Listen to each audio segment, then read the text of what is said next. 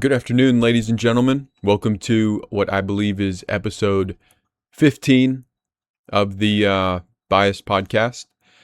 If I look a little tired, I do apologize. I've been working with make.com using these AI to kind of streamline a few things. It's pretty fun.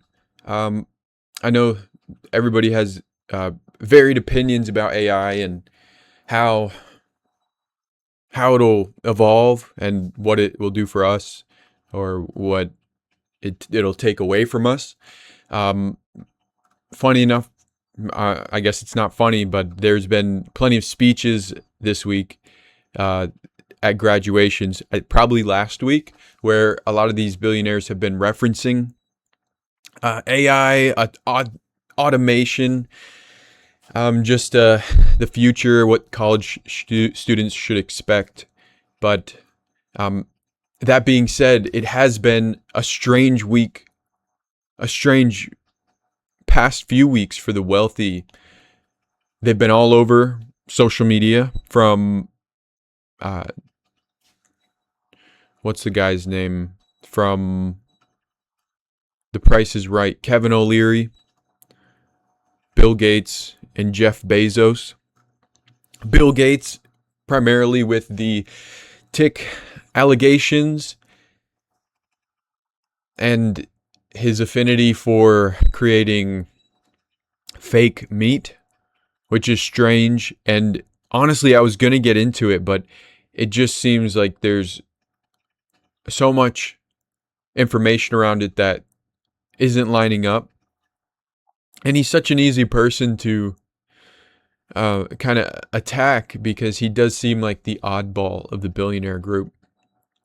You know, the one so far out of the circle that he kind of just puts himself on blast no matter what he says. So I don't think it's really worth speculating if he's doing anything tick related as far as putting out the Lyme disease thing that makes people allergic to meats while he's running a company that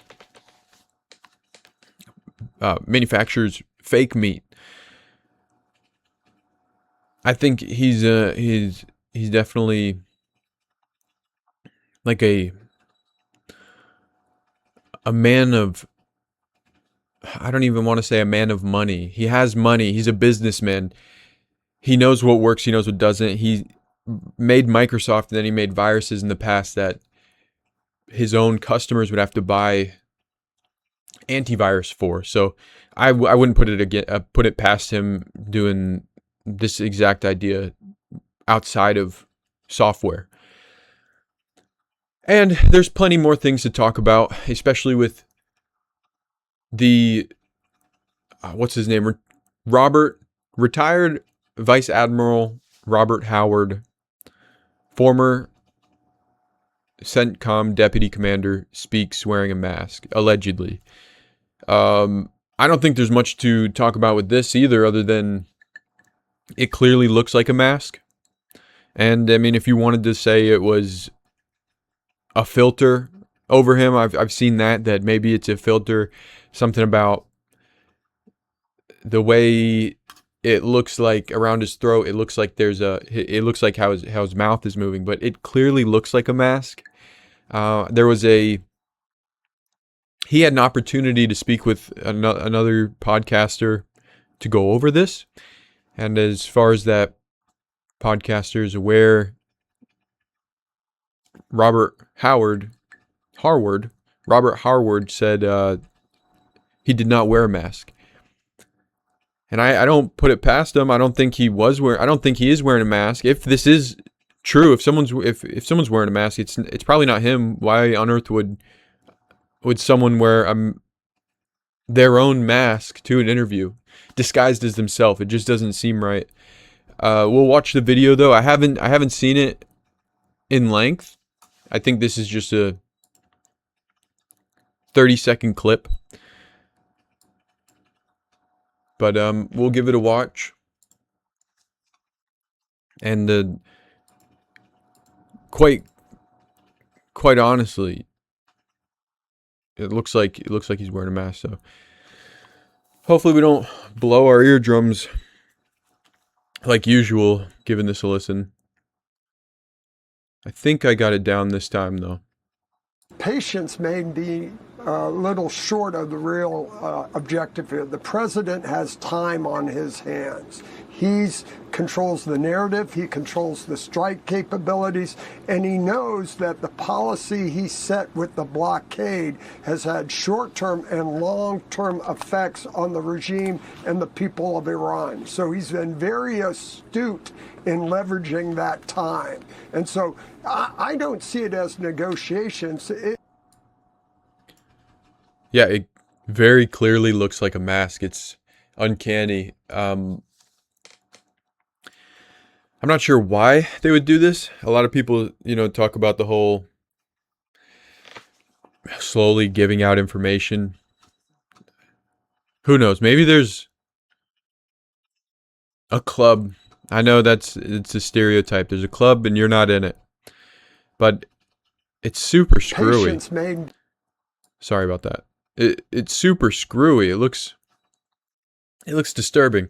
And speaking of disturbing, I went with my brother to go see Obsession, and I think if he comes in here later, we'll talk about it a little bit. But I thought it was a great movie. I know there's been some mixed reviews online, but very disturbing. Great actors. Writing was better than anything Disney's put out for the past 7 years. But not to get sidetracked, Robert Harward is probably wearing a mask, unless, for whatever reason he can come up with an excuse. But I know there's been side by sides, and it doesn't really look like the videos we usually see of him at his house. But once again, I have no idea why they would do this unless it was to really fuck with the public and just be dickheads. I can't imagine anything else. Maybe it's some kind of intelligence thing where, as long as, and I've said it before, as long as the people of America are confused, then China and Russia are confused as well. But I think their government, would prevent anything like this from becoming a big thing over there with so much control. But I didn't want to take too much time on it. I just think it's weird. I think it's weird.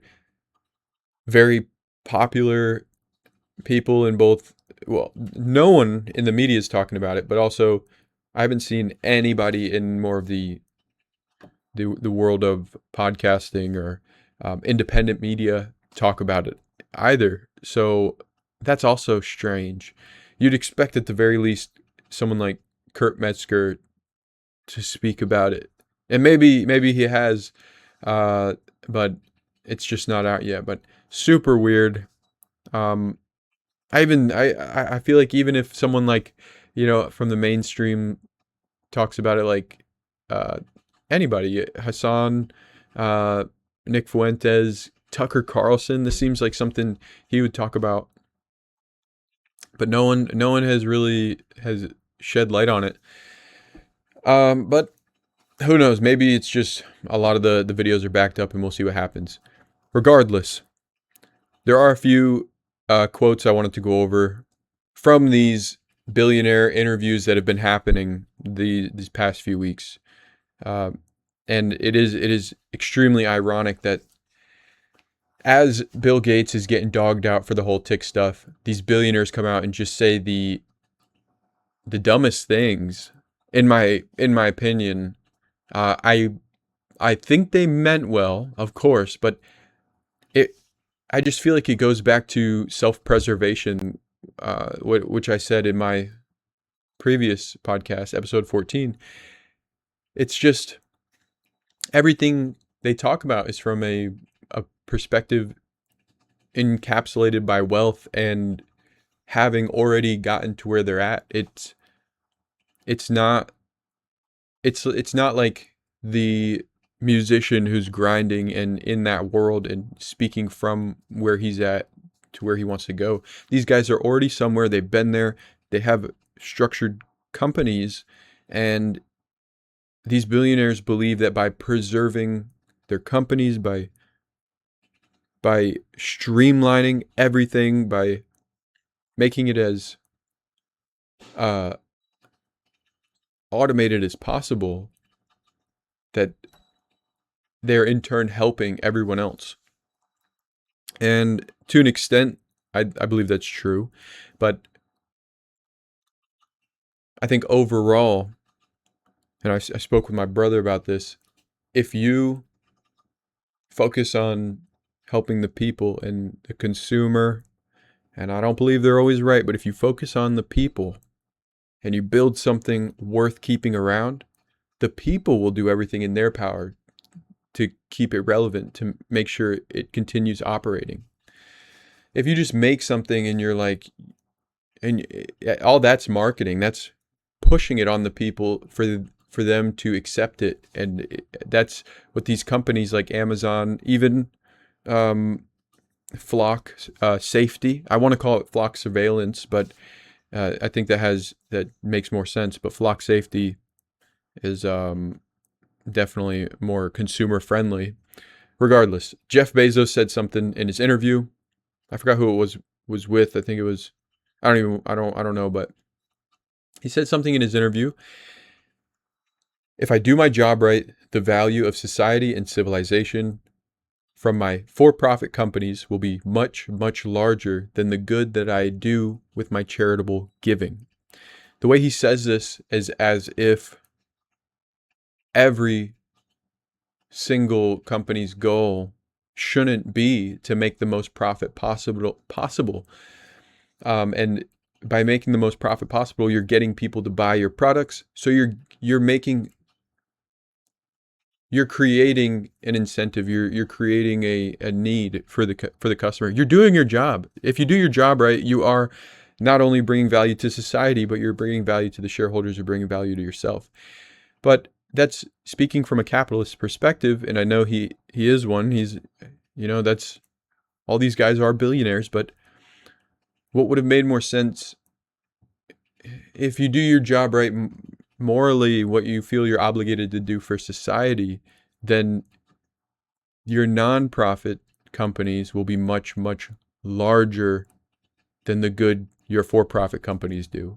But when I first heard him say that during the interview, my inner capitalist agreed with him, couldn't agree more. Of course, if my for-profit company, if I do my job right, it'll help way more people than my nonprofits would. And one of the reasons I agreed with that is I believe any nonprofit is just you're basically running a company for the government. You don't have much say. You can always get kicked out of it. It's not truly yours. You know that the the the ideals of preservation is out the window. It's constantly something that could no longer it can no longer be something you maintain and you control. But um, I don't think anybody's speaking to him, or I don't think he's in the room with people who can explain to him that, of course, if you do your job right, your companies will be your for-profit companies will make more money and do more good than your charitable ones, because that's your job. If you do it right, you're going to worry a lot less about your nonprofits because they're not making anybody money. I mean, if you do your job wrong, if you truly do it wrong in a capitalist society and you be an example and you do the right thing, if you do your job wrong, your for-profit companies will be much, much larger and do more good than your charitable companies. But that would require you to not take as much of a pay cut, to make sure any money you do make goes back into the company to help people. There's so many more obligations for doing it in a more moral way. But That's why I liked his interview. I like seeing these guys actually speak. I think it's important for them to have these conversations, but I think the what really helps is the conversational aspect, not them doing a glorified TED talk to CSNBC or CNN or Fox News, where they're speaking to the the man's guard dog, which are these large corporate media outlets. Having actual conversations with real people, even people who are in the millionaire class sets, like um, Joe Rogan and Tim Dillon, as far as I'm aware, with Tim Dillon. But there are guys you can talk to who are way closer to your consumer base and still have that relationship with everyday people. And the only way you're going to get that is by having actual conversations, not these interviews where you just you make everything you're doing look good, you know, which is what you're supposed to do, but you're also supposed to learn and be a human being.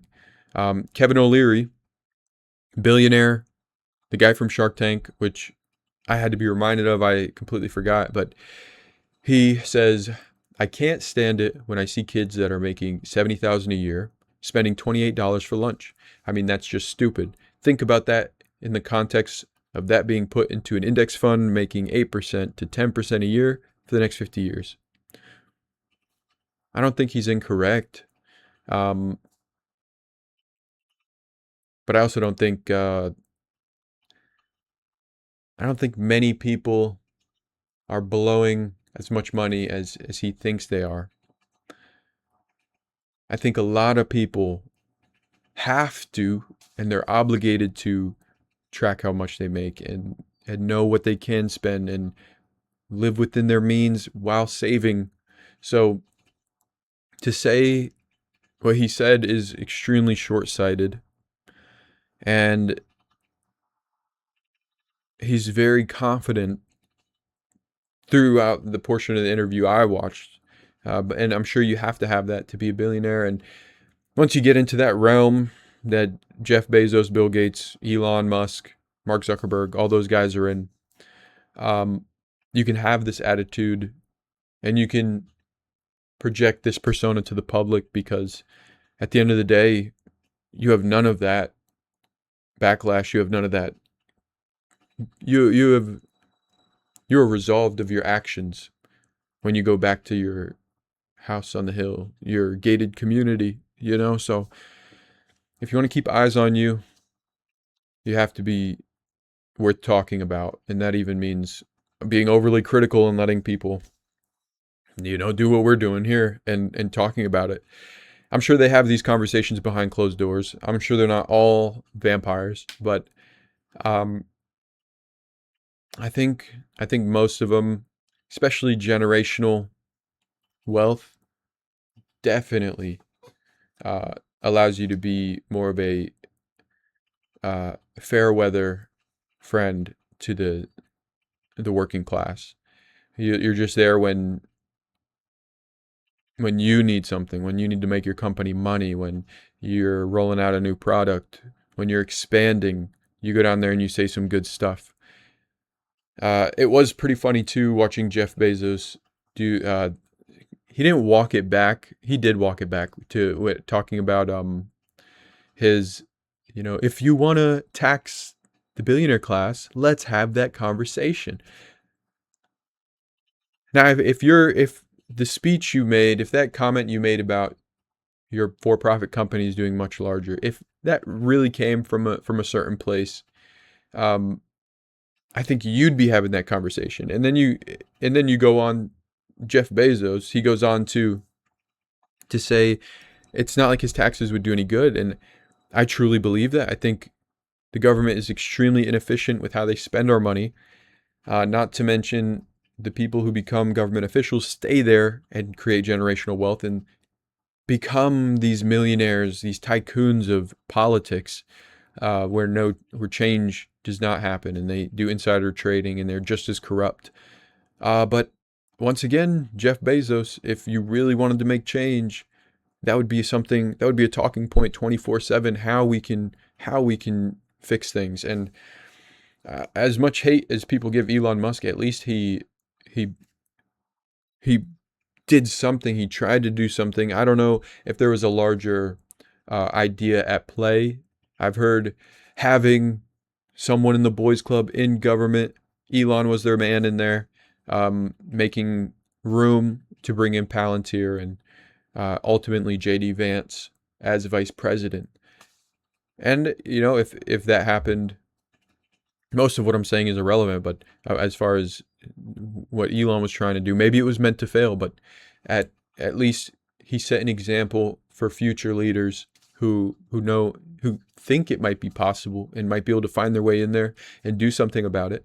But I don't know. I don't want to say all hope is lost on these billionaires to set an example and actually make change in a positive way where wealth can be distributed to people who earn it, and children and people who deserve to, you know, go to the hospital and have a meal on the table every day, to not give to the lazy and people who leech off the system, but to um, create leaders and influence people to pull themselves up from their bootstraps. As much as people don't like to hear that saying, I think it's important, and I think there's a better way to handle it than to do these obnoxious these interviews with these obnoxious legacy media companies.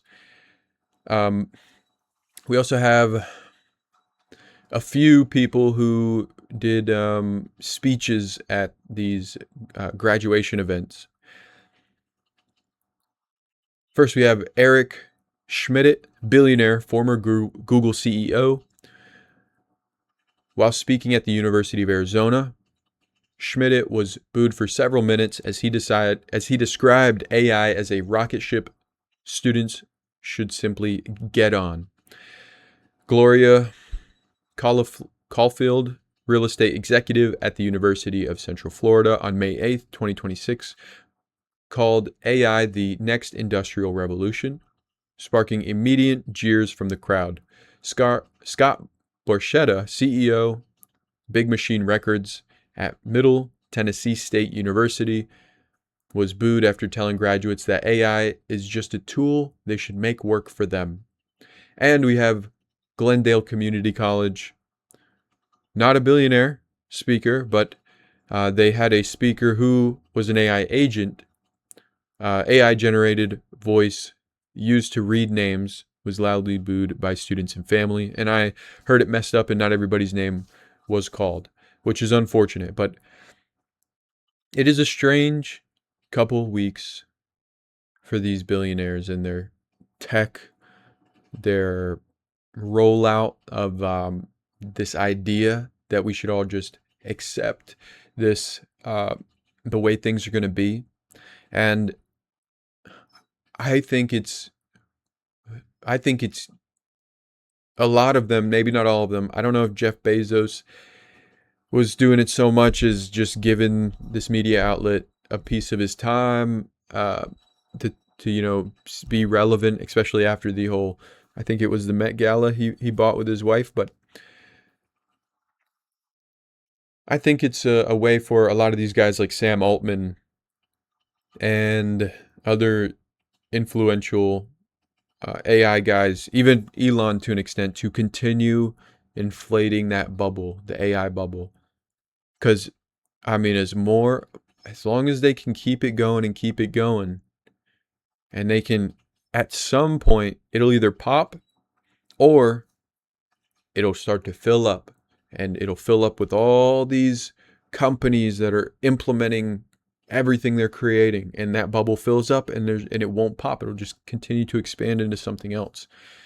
So I don't think there was an agenda at play. I think it's just what's the thing to talk about in that age bracket of these billionaire CEOs, what's floating around in their circle, what makes sense to them trying to impress generation of graduates that they're extremely out of touch with more than ever.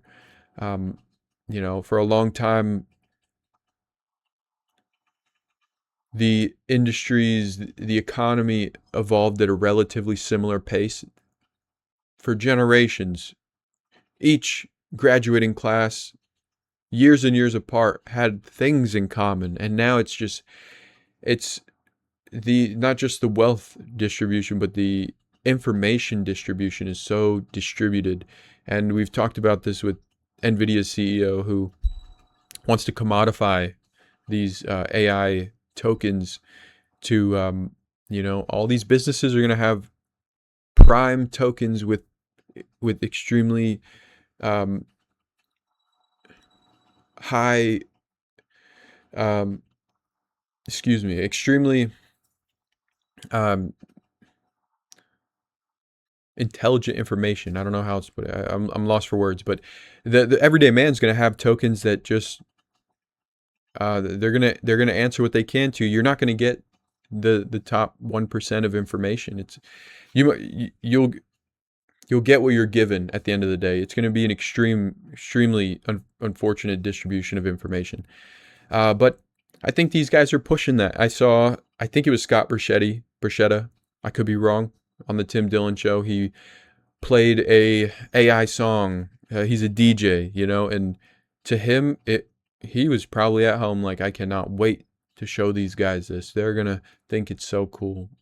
Um, and it's just one of the lamest things someone of that age can do. I do think, though, that there will, as time progresses,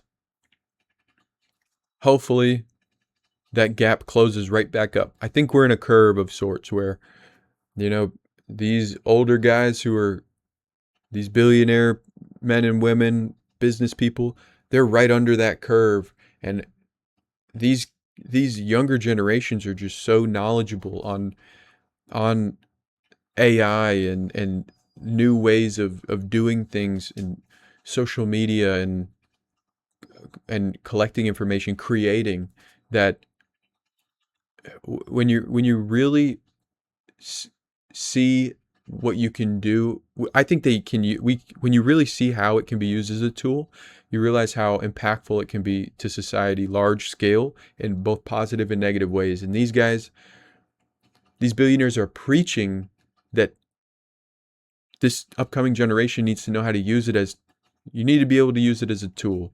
What'd she call it? She said, "Hop on the jet," hop on the boat or whatever. But I think the kids are going to be just fine. They know what they're doing. They're growing up with these AI. They're growing up with the tools. They're using them for homework. They're using them to write papers. I may or may not have used AI myself my last few years of college when it was really popping off. So, I mean, I just created AI systems this weekend, and I can only imagine what kids are doing. Younger kids, even the ones in kids in college with that much free time, it's probably ridiculous what they know compared to these billionaires who are in their own spheres of influence. But anyway, I think it's concerning, and not only that, uh, I think it's inevitable, unfortunately. And if they don't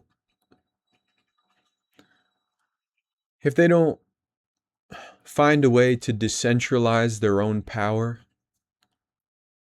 they're going to eat themselves alive. Their companies are going to eat them alive because it's just not going to work. It's not going to work. The next generation, if there is going to be some sort of universal basic income, universal high income, as Elon says, these next generation of companies that are going to be built, these kids are going to be so comfortable with where they're at, and they're not. It's already going to be so distributed in their lives that the things they build are just going to reflect what they're what these billionaires have turned them into, so maybe everything will circle back, but I think if these guys really want to generate an impact, they have to someone's got to do it first. Someone's got to set an example and really lead the way and not walk around in these, you know, $1,000 t-shirts and not be so damn comfortable. No, I do support capitalism, and you should be able to reap your rewards and I don't think there should be a cap on it. I think it's like anything else in life. The good things are not easy, and that even means being an example and um, creating that bridge that that gaps these billion-dollar companies to the consumers, the people who support them. Um, my biggest the one thing I hate the most about capitalism is it's just it it really is like once capitalism came around, it was already inherited. It was already inherited by these wealthy, uh, generational wealth billionaires. It was already inherited by them, so they were already deep in it as shareholders and ultimately contributing nothing but money. And if in the beginning, that's fine. When it first became this thing, capitalism, someone needed to support it. But everything ends eventually. Change is inevitable. So at some point, I just don't see a way where shareholders can continue to be these people who contribute nothing but money. I think at some point, it's going to actually mean something to be a shareholder. It's going to be some kind of contribution-based ownership or meaningful contribution-based ownership. Like, it's hard to do it with. I've spoke with some people. It's hard to do it with like Walmart, where the consumers are really like they're not contributing anything other than their own money and time taken out of their day to go there, so it's really hard to do it that way. But with I could see it a lot more with art. 100%, anything artistic, music, gaming, um animation, movie, TV, design. I'm sure there's a million other genres and other niche art things that it could be applied to, but where the person actually putting in the contribute a big part of the industry is these people outside of it contributing into it for the consumers to take to pay for that stuff. All the shareholders surrounding it, they are nothing but they are something that can be removed from the situation to an extent aside from funding these things. But um as for like healthcare, could be maybe health and insurance. The people contributing the most are probably the safest people on the road. The company doesn't have to spend, for insurance. The safest people on the road for healthcare, the people who get hurt the least. All these people around the globe putting money into these systems who never use it because they're healthy and they're safe. They could be. There's a value beyond just contributing money when you're you're practicing in every day what how you're just in your everyday life you're contributing aside from the money. But and then there's obviously the people who there's plenty of people who leech off the system. There's plenty of people um who go to the hospital way more than they need to, who uh are shitty drivers, you know um not all women. No, I'm kidding. But um, I think there is a way to decentralize at least art, health, car insurance. I'm sure there's a few other ones, but those are big ones that can be just completely decentralized in a positive way. Maybe not manufacturing, and maybe not farming. Maybe farming because it's the farmer. The farm's doing most of the work, but uh, that'll all be processed by these billionaires faster than we can decentralize it. Um, and it'll probably turn into a government controlled uh, economy. So I don't think, if it's anything like the Star Trek or anything like that, most of it's going to be government controlled anyway. But I think it's definitely, the decentralized world is something these billionaires are not talking about because I don't think they're familiar with it. I think decentralized ultimately, it's the yin to the yang of self-preservation, because what you're doing is building something literally for the people by building a decentralized community. When it's centralized, you have control and you're the one in charge, and you can sit up there and make these claims about kids eating $28 burgers, and your organizations creating, your for-profit companies making more money, creating more good than your charitable companies. But the moment you decentralize it, you have to fend for yourself. You have to be part of the solution. You have to accept others who are part of the solution, and give them what they deserve. You can't, you have to allow people to, your consumers, a large portion of your consumers immediately become your a form of shareholder, a value larger than just the money they give you. But that's just one problem that we've been facing lately over the past few weeks. These uh, billionaires, AI, the tech wave, um, with Fox News, of course, and the mask, Robert Harward. I also wanted to talk about the California mayor, um, who resigned recently, and I believe she pled guilty to um, working as an agent for China.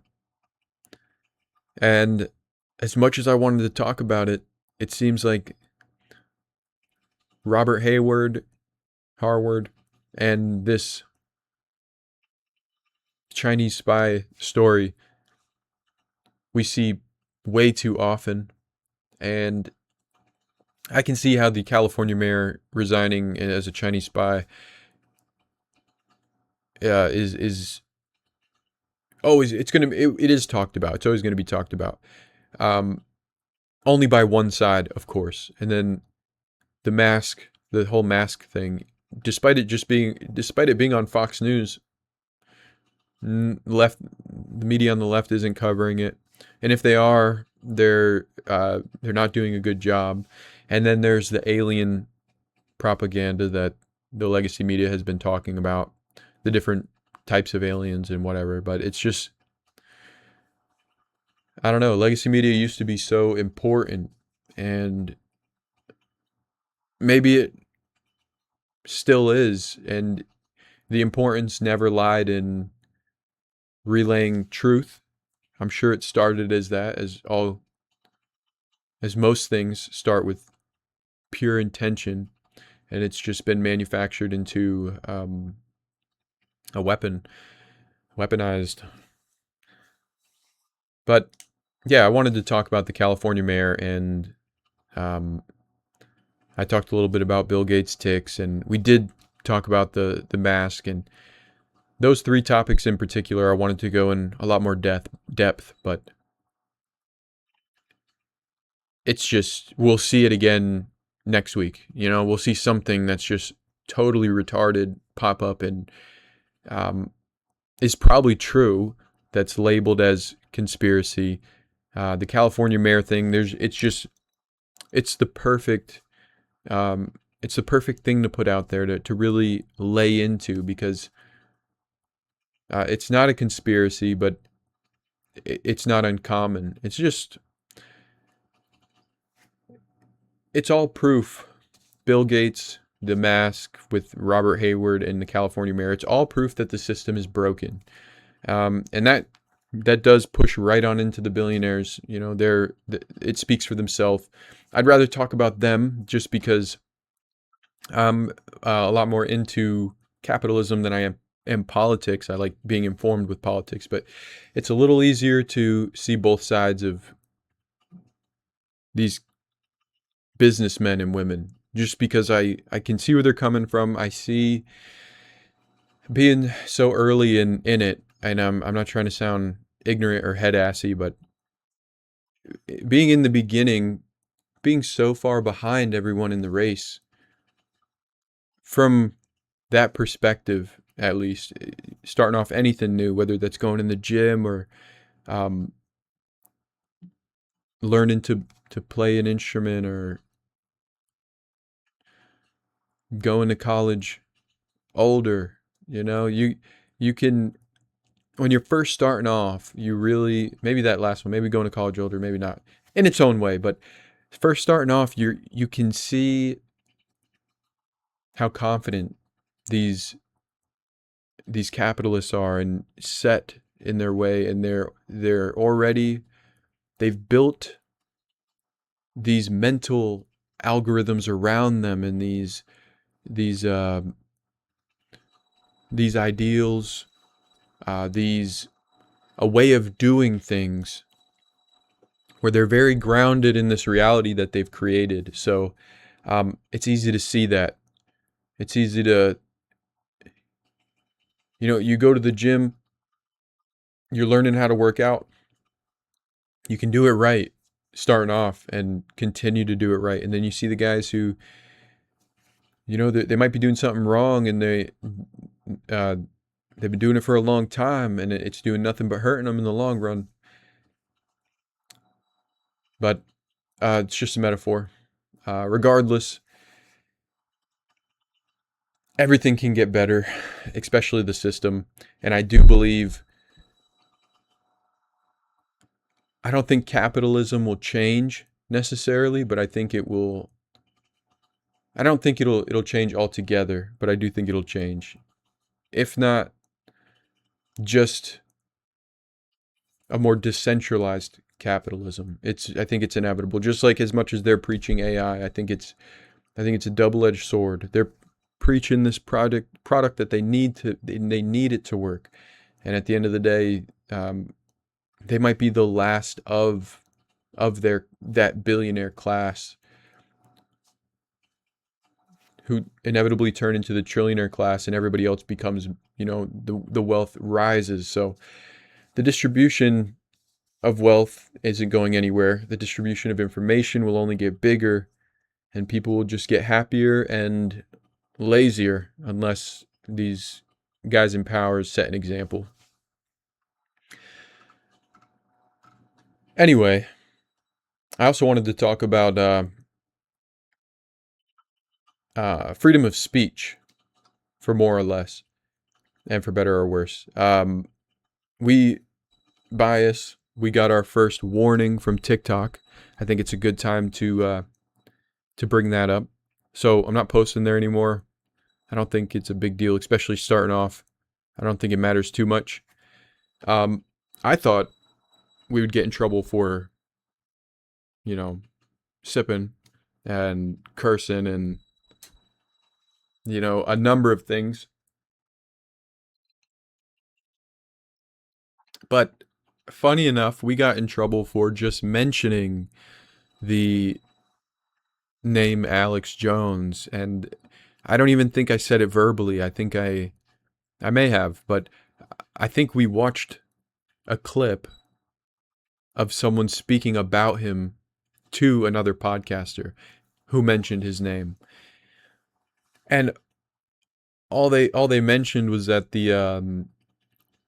it was pretty retarded, pretty stupid, but that there's robots in the shits you put up your nose for the virus, the coronavirus. All those test strips you used, all those were full of mini robots that went in your body. There's probably a more there's probably a better way to say it than that, but obviously a long shot from being the truth. Um, Not much evidence surrounding it. And I think the dude, I forgot who said it, but I don't know. It wasn't something I was agreeing with, and they were just speculating. I was just speculating, and I guess you can't even speculate on some social media platform. So it upset me, but the fact that there is a Florida student with a potential 15 plus years of prison time, it kind of put things in perspective, for going both ways. That life can be a lot worse, and not only that, but you do have to watch what you say, because you are not free of. You have the freedom of speech all day long, but you're not free of the consequences. So I was looking around for the article, and I found a pretty, I guess, so I found one. I think it was the New Arab News. And as much as I wanted to read it, I knew deep down that uh, probably should find something a little bit more non-biased than, uh, if I was going to read the New Arab Daily, or whatever the news was called. I should probably also read Jew Weekly. So I went ahead and I decided to grab an article from Miami's Community News. The FIU arrest that tests the limits of free speech. The arrest of Gabriela Saldana is not just legally flawed, it is an embarrassment to the justice system. And as biased as the New Arab News probably would have been, I think they said it a little nicer than this article goes about it. This troubling case involving an FIU student should concern anyone who values constitutional freedoms. Gabriella was arrested over a WhatsApp message that read, "Netanyahu, if you can hear me, drop some bonbons for us Capstan students in Ocean Bank Convention Center." Clearly a joke, and I'm not sure why, but the judge, whoever's doing the thing, did not find it funny at all. The article continues, "That should alarm us all. The First Amendment does not protect only polite or well-considered speech. It protects speech that is messy, exaggerated, sarcastic, and even offensive. The line between protected speech and criminal conduct is deliberately high. Under Supreme Court precedent, only true threats, meaning statements that convey a serious intent to commit unlawful violence, fall outside constitutional protection. And crucially, those threats must be credible. In Virginia versus Black, the court defined a true threat as a serious expression of intent to commit violence. More recently, in Cortman versus Colorado, the court reinforced that the speaker must at least consensuously disregard the risk that their words would be interpreted as a real threat.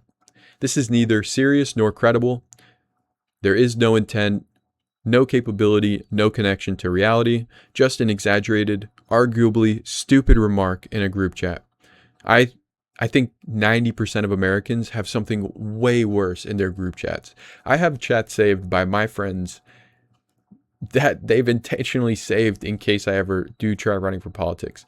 And by then I'm, whatever day and time they decide to be funny about that,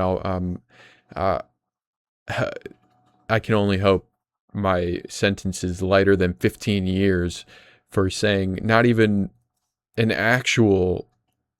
I don't think she said one thing that she didn't even say the word bomb. She said bonbons, which is ridiculous. The article continues, "There is no plausible argument that Saldana had any ability to carry out the supposed threat. She does not have access to Benjamin Netanyahu. She does not control military assets. She does not possess the means, intent, or capability to orchestrate violence. The statement itself reads less like a plan and more like a poorly phrased joke, one that mirrors the kind of exaggeration commentary common across social media. All I'm thinking is, I I don't think the guy. There's no way the government was looking through her shit. I just don't see that making any sense.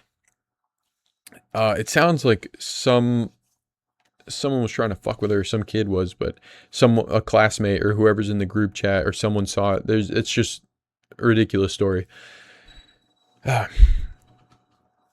To treat it as a credible threat is to abandon reality. Yet Judge Mindy Glazer determined that there is a probable cause for this case to proceed to trial, although she has hinted that the prosecution may struggle to prove its case. That decision reflects a troubling shift, one in which courts blur the line between offensive speech and criminal conduct. If this standard holds, the implications are severe. Even more troubling is the role of prosecutors bringing charges in a case so clearly lacking the elements of a true threat does not enhance public safety. It undermines confidence in the justice system. Court exists to address genuine harm, not to police ill-considered jokes. The case should not survive judicial scrutiny. It lacks credibility, intent, and eminence. The core elements required to criminalize speech, allowing it to proceed risk setting a precedent in which absurdity itself becomes evident of a criminal intent. If the court adopts this standard, then no speech is safe. Every joke becomes evidence. Every exaggeration becomes intent. This is not constitutional law. That is authoritarian logic. Okay, I said that wrong. That is not constitutional law. That is authoritarian logic. This case should be dismissed immediately, not just because it's weak, but because allowing it to continue damages the very foundation of freedom of speech. Sincerely, Pharma Falvina. Shit, I'd vote for her if she ran for president. She got a head on her shoulder. See what she looks like. Respectfully. They're all dudes in the pictures. Either way, summed it up right there. And I don't think there's a single person. I don't think there's a single sane person who not only doesn't give a shit about what she said, but thinks that this whole thing is correct. There are some people I've spoke with who, oddly enough, they have no problem leaning towards saying she should watch what she says, but I just think it's ridiculous. There's there's nothing else I can say that this article doesn't sum up. My favorite part would probably be if the courts adopt this standard, then no speech is safe. Every joke becomes evidence. Every exaggeration becomes intent. But this was going to be an article I wasn't going to read just because it seems like every week there's another person getting in trouble for saying a joke. Most of the time it's our politicians, but they can get away with it. They can afford to go through trial, and it's a blood sport, unfortunately. So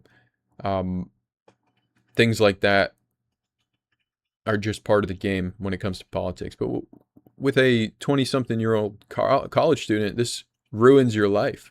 This, she's probably not going back to FIU. She's going to have to deal with all this bullshit. I read somewhere that her brother's making a GoFundMe. It's just terrible. What she should do is start streaming immediately, live in the courtroom, making as much fucking money as she can off of this. Just start streaming. Put down everything. Fucking you'll gain such a massive following if you start streaming immediately. Every politician's going to want to be in your pocket. most people in entertainment will hang out with you probably, and it'll go away just like everything else does for the wealthy and powerful. So I don't think she's going to do that, but it's a move nonetheless. We also have last topic of the night, and one that I am probably just as,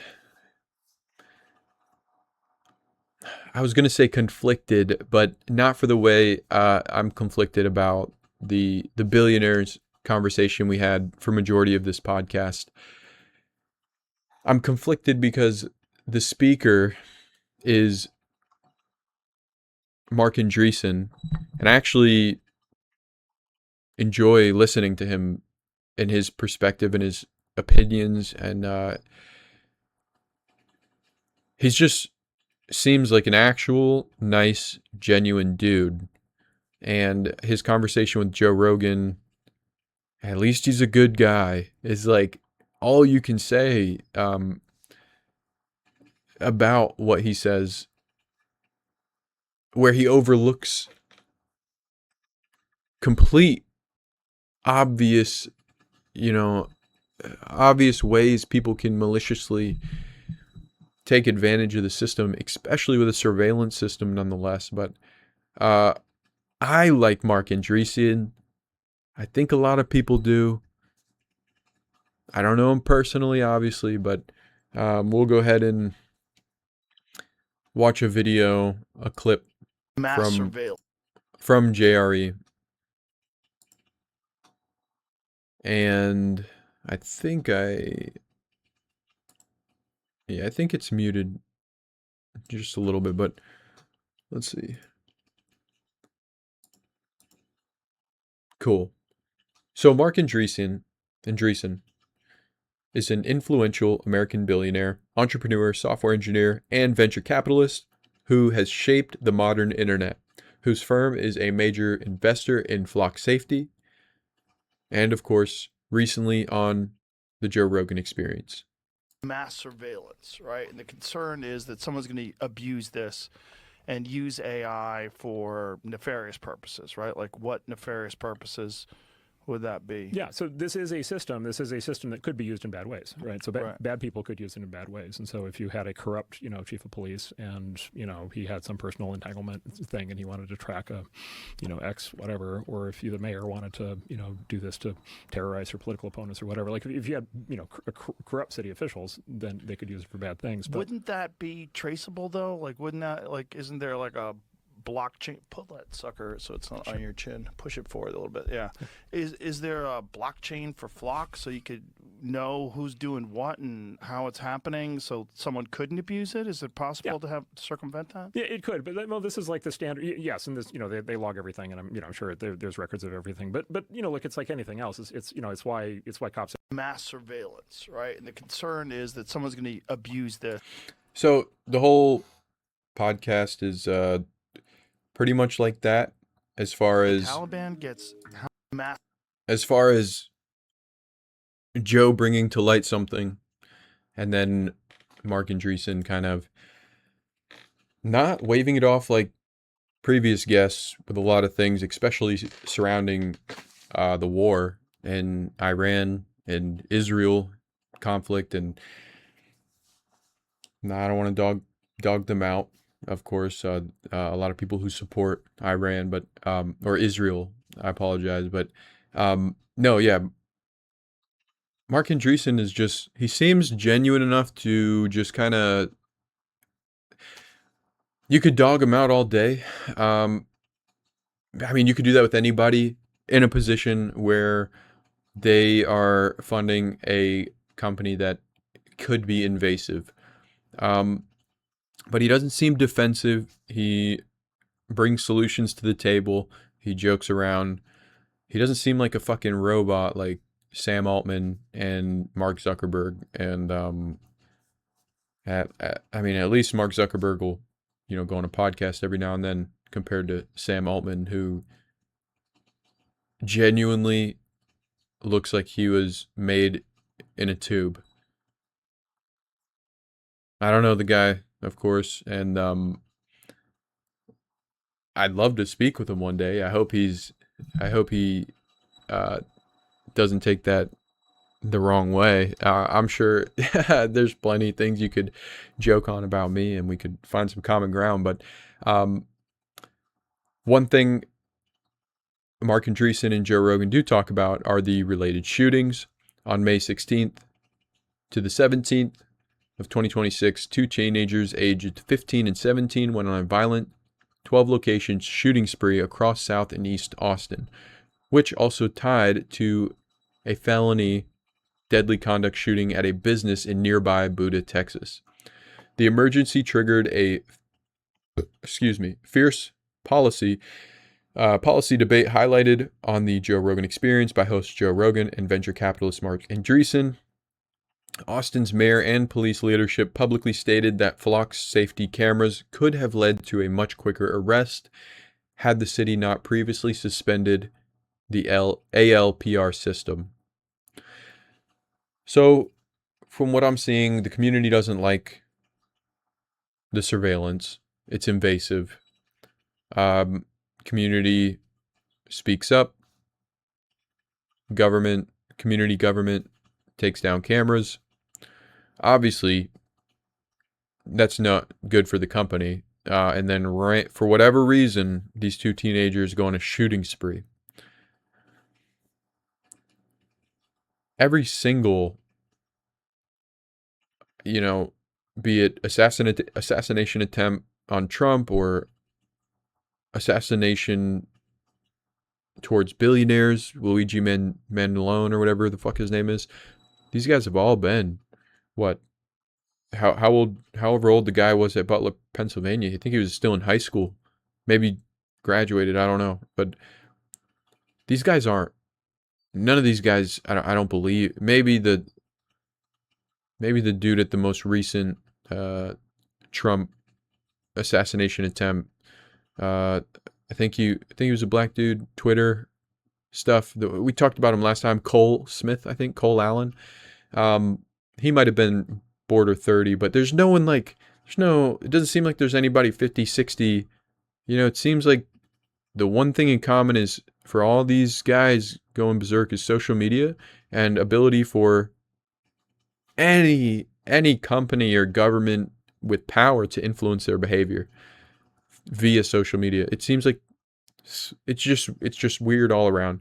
Now this shooting, of course, I haven't seen anything pop up. It's all speculation, but Joe Rogan mentions, and I wasn't able to find a clip. He mentions how, isn't it interesting how a lot of people are going to say that Flock I keep wanting to say Flock surveillance, Flock safety might have something to do with this. I don't know. I think it's extremely likely. I think it's likely. I think it's like 10% if we're going out of 100. And I'm pretty loose on it. If I wasn't sipping, I'd probably say like 2%. Just because it just seems like bad looks if you get caught 100%. Yeah. I don't think Flock had anything to do with it other than capitalizing on the publicity after the fact, being like, oh, what are the odds? And there's a lot of people invested in these companies, a lot of people who want to make a lot of money from these companies with more money than you or I know what to do with, more money than the fucking states have at hand, who invest in these companies, who need them to go well, who have access to a lot of things. So anything's possible.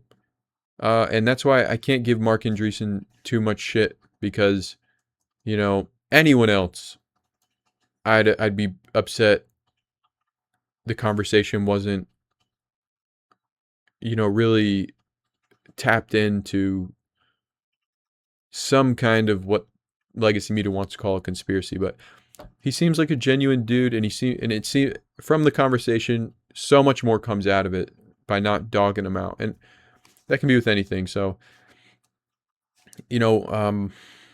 hopefully we see him on another podcast. Hopefully he learns from the conversation, whatever, and something can be implemented to, you know, make Flock safety and companies like it work for the people and not the other way around. But I don't think that's going to happen. I think every country is going to turn into a surveillance state governed by the people in power. I don't even want to say government. You know, most things are run like a business, especially politics. So it'll be he who has the most money, he who invests the most in these politicians. But yeah. I mean, usually I would end the podcast here too, right around here, but I kind of want to look through the internet a little bit. The mass And surveillance, right? And the concern. See, maybe there's some new stuff going on.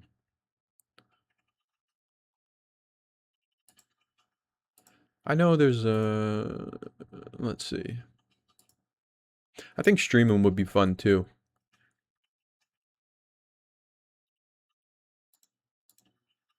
I thought I had like an RSS feed.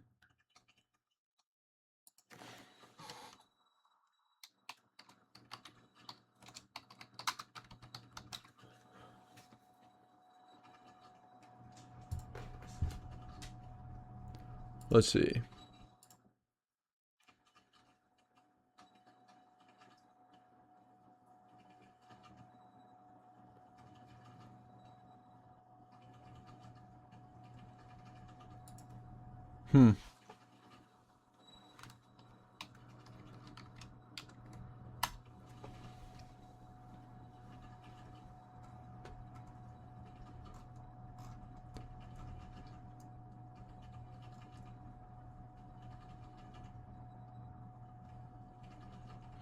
Well, I don't see anything recent, and I don't want to watch like news channels.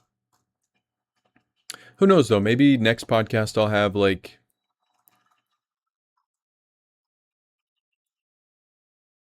more videos. Most of these are pretty off the cuff though. And I just love talking to people, and I don't have anyone to talk to, so I appreciate you guys putting up with me. Of course. Those who do watch, but yeah, maybe I'll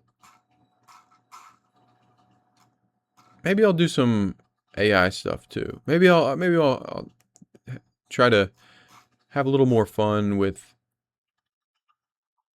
being creative or something instead of talking so much about news and politics, which I don't mind talking about. I think these are important discussions to have. But no, yeah, just thinking out loud here. And of course, if anybody watching this would like to have a conversation, I'm sure we could figure out a way to do it over Zoom to, set something up and, yeah, go over some topics or just talk, have a conversation, get to know each other, or if anybody doesn't mind me getting to know them to learn more about them.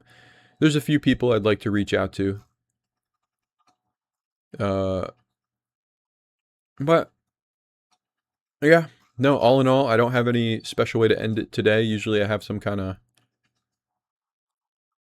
outro, but no, it's been a pretty slow Memorial Day here on the East Coast. I do hope everybody's enjoying their weekend. I'll try to get this out tonight within an hour, so we'll see. But yeah, thank you guys for watching. I hope everybody's week is phenomenal. phenomenal. Starting here on Tuesday. And yeah, thank you guys for watching. Peace.